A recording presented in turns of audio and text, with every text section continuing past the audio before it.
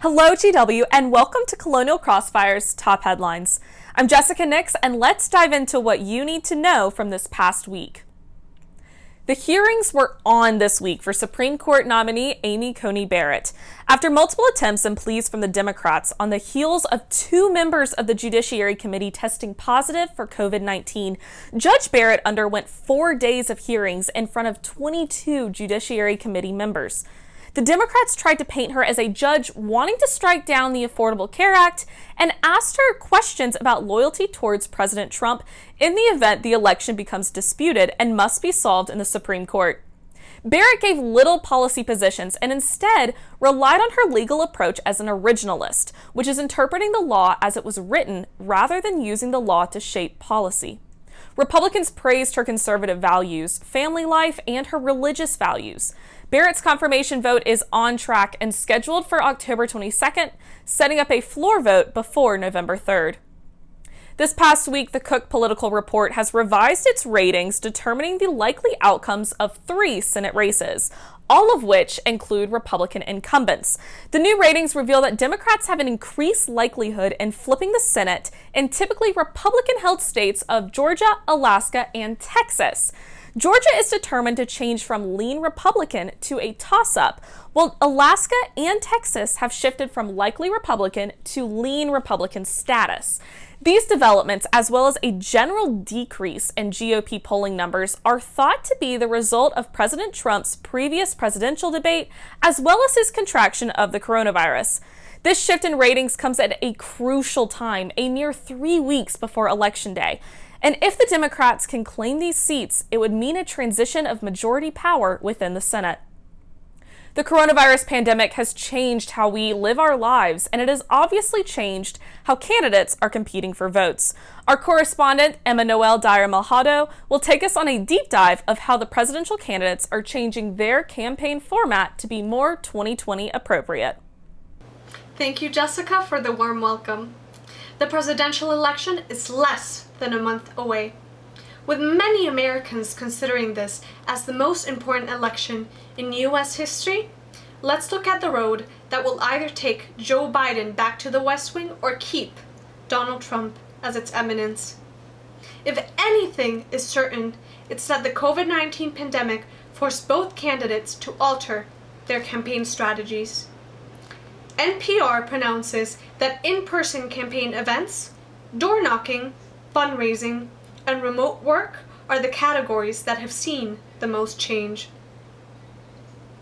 Biden and Trump's most recent events reflect their existentially different approaches in these categories.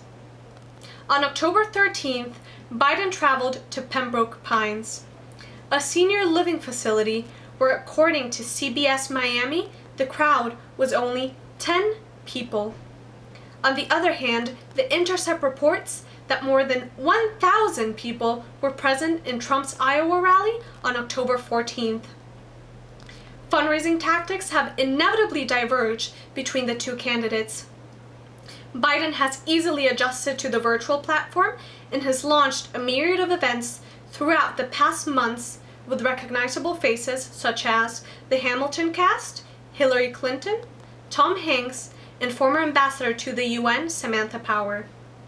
With his campaign announcing their September fundraising total at $383 million, the strategy appears to earn him the money, and most importantly, it might earn him the votes. In comparison, the Trump campaign has not had a desire to find its footing within this new platform. The Washington Post asserts that before President Trump's COVID diagnosis, he would personally meet with large-scale donors to thank them for their support. With the president's campaign raising $135 million less than former Vice President Biden's in September, it remains to be seen if there will be a last-minute adjustment that can motivate his supporters to outfund his rival. Only at the end of this presidential cycle, when all the votes have been counted, will the success of their campaigns and adaptation to the pandemic truly be known. Thank you so much, Jessica. Back to you. Thank you, Emmanuelle, and welcome to the team. Just a mere 2 weeks after testing positive for COVID-19, President Trump is now back on the campaign trail, hosting multiple rallies. Thousands of his supporters are crowding into rallies without masks and without social distancing measures. Many Americans and health experts are fearing that his rallies may cause another major outbreak, as seen in Trump's Oklahoma rally from June. Both candidates took separate stages, separate networks, but the same airtime on Thursday night. After Donald Trump announced that he would not participate in a virtual debate and the original town hall was canceled, the network ABC offered Joe Biden a spot to do a solo town hall.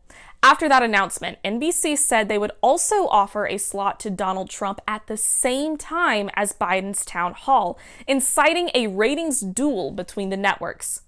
Biden was able to show off his policy plans and appeared calm and confident while talking to voters.